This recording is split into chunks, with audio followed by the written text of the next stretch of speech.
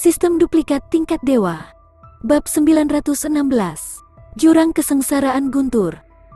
Boneka bela diri itu duduk bersila di samping, menjaga. Dia tidak berdaya menghadapi luka parah Lin Xuan. Namun, dia tidak perlu melakukan apapun.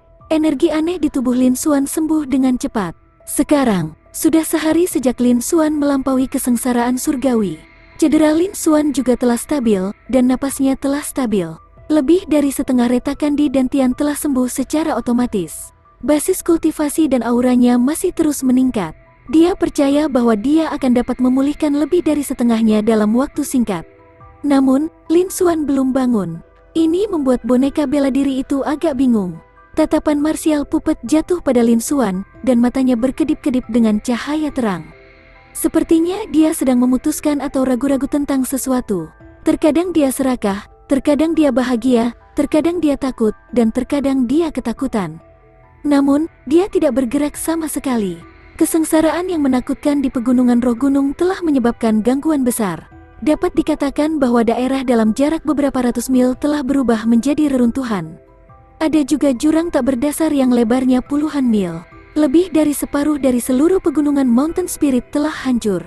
Mustahil untuk menyembunyikannya, hanya dalam waktu 1 hari. Mengesampingkan fakta bahwa berita itu telah menyebar ke seluruh benua Dongyuan, setidaknya para petinggi dari kekuatan tertinggi telah mendengarnya. Itu adalah kesengsaraan jiwa petir yang mencakup area seluas lebih dari 100 mil, dan itu juga merupakan tingkat kaisar yang tak tertandingi. Dengan kedua faktor ini digabungkan, bahkan para penguasa tidak akan bisa melepaskannya. Mereka ingin mencari tahu lebih banyak tentang situasinya. Mereka mengirim beberapa pembudidaya bela diri tingkat kaisar atau mata-mata untuk menyelidiki hasilnya. Ahli tingkat kaisar saat ini adalah kepala dari Sekte Awan Iblis, penguasa terkuat di benua itu. Mereka tidak menyembunyikan apapun saat mereka datang untuk menyelidiki. Awalnya, eselon atas dari berbagai kekuatan teratas tidak benar-benar mempercayai rumor ini. Bagaimanapun, tidak ada lagi yang bisa dibicarakan. Thunder Soul Tribulation, yang memiliki jangkauan setidaknya 100 mil, hanya ada dalam teks-teks kuno dan catatan sejarah. Itu tidak pernah muncul di seluruh benua Dongyuan selama hampir 1000 tahun. Tidak ada seorang pun yang mampu mencapainya. Tapi hari ini, itu telah muncul. Bukan hanya 100 mil, tetapi telah mencapai jangkauan yang lebih luas. 150 mil, bukankah ini sedikit tidak masuk akal? Namun, tipu muslihat itu masih terlalu keras, dan itu juga melibatkan level kaisar yang tak tertandingi. Semua kekuatan teratas masih tidak membiarkan masalah ini berlalu. Pasukan teratas mengirim seniman bela diri dan mata-mata beberapa jam kemudian. Dan ahli tingkat kaisar dari Sekte Awan Iblis bertanggung jawab. Ketika mereka tiba, pemandangan di depan mereka mengejutkan mereka. Kekuatan yang memenuhi udara bahkan membuat jantung seorang prajurit tingkat kaisar berdebar-debar. Adapun petir tak berujung yang menghantam bumi dan jurang yang hampir membelah bumi menjadi dua, itu memiliki dampak yang luar biasa pada semua seniman bela diri. Dikombinasikan dengan informasi yang diperoleh para petinggi kota terdekat, para seniman bela diri dari berbagai kekuatan adalah orang-orang yang yakin bahwa rumor itu kemungkinan besar benar. Pada saat yang sama, mereka bahkan lebih terkejut. Ada seorang jenius yang tak tertandingi yang telah menarik kesengsaraan jiwa Guntur sejauh 150 mil, sebuah eksistensi yang melampaui seluruh benua Dongyuan. Dia hanya berada di tahap Raja Bela Diri, tetapi kekuatan tempurnya telah melampaui ranah utama dan mencapai tingkat kaisar. Dia bukan hanya seorang kaisar biasa, dia bahkan mungkin berada di alam kaisar pertengahan. Ini sungguh tidak bisa dipercaya di benua Dongyuan, tidak mungkin baginya untuk muncul di sini. Tapi sekarang, di bawah bukti pemandangan yang begitu mengejutkan, mereka tidak punya pilihan selain mempercayainya. Bagaimana mungkin mereka tidak sangat terkejut? Apa yang mengejutkan mereka sekali lagi adalah ada level kaisar yang tak tertandingi di samping monster yang tak tertandingi ini, dan dia adalah pelindung Dao. Seseorang harus tahu, di benua Dongyuan, seorang prajurit tingkat kaisar yang tak tertandingi memiliki tingkat kekuatan tempur tertinggi. Bahkan master dari 6 penguasa adalah tingkat kaisar yang tak tertandingi. Dia ingin seorang kaisar tingkat kaisar yang tak tertandingi menjadi pelindung Dao dari seorang prajurit junior. Tidak ada yang memiliki kemampuan untuk melakukannya. Tapi sekarang hal itu telah menjadi kenyataan. Sementara para pejuang dari berbagai faksi terkejut, juga benar bahwa jenius yang tak tertandingi ini bukanlah seorang pejuang dari benua Dongyuan. Dalam 1000 tahun terakhir, tidak pernah ada keberadaan yang begitu mengerikan di benua Dongyuan. Hanya mungkin dia berasal dari benua esensi tengah yang paling makmur di tengah benua Tianyuan. Informasi ini juga menjelaskan banyak informasi lainnya. Misalnya, apakah kekuatan utama benua esensi tengah tertarik untuk bergabung dengan benua Dongyuan?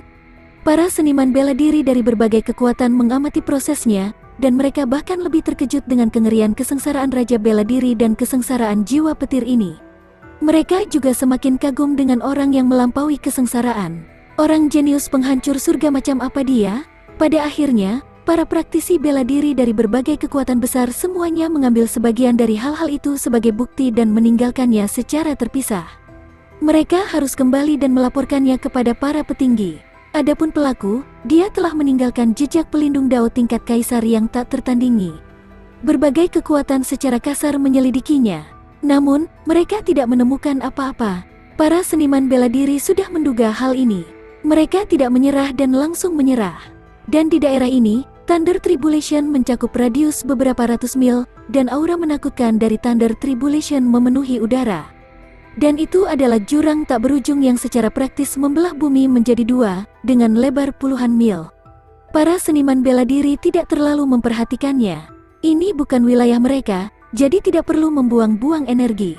Selain itu, mereka juga tidak memiliki kemampuan untuk mengembalikan tempat ini ke keadaan semula. Belum lagi mereka, bahkan tingkat kaisar yang tak tertandingi tidak akan mampu melakukannya. Bahkan jika itu diabaikan, di masa depan, beberapa dekade kemudian, wilayah ini telah berevolusi menjadi salah satu zona bahaya yang terkenal di benua Dongyuan. Itu disebut jurang kesengsaraan petir.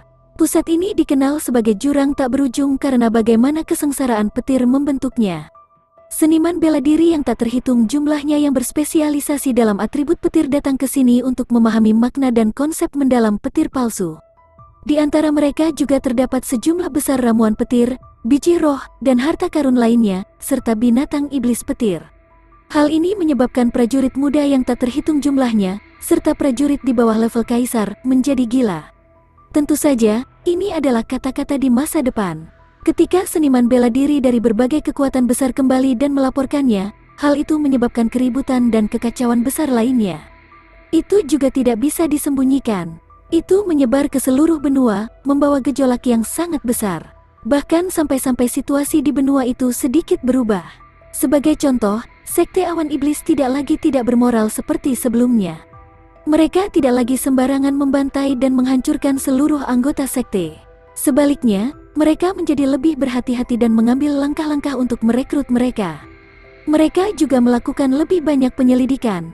Di sisi lain, 5 penguasa lainnya mulai mencoba untuk membuka segel, meninggalkan gunung, dan bergabung untuk melawan Sekte Awan Iblis. Waktu berlalu dengan tenang. Situasi di benua itu semakin rumit. Lin Xuan adalah orang yang memulai ini. Dia masih belum mengetahui semua ini.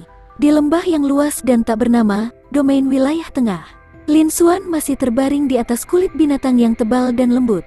Matanya terpejam rapat dan ekspresinya tenang. Auranya stabil dan masih terus berkembang. Terlepas dari kenyataan bahwa tubuhnya tampak berlumuran darah, kotoran, dan abu, dia berada dalam kondisi yang menyedihkan. Dia tidak lagi dalam keadaan terluka parah. Namun, dia masih tidak sadarkan diri dan belum bangun.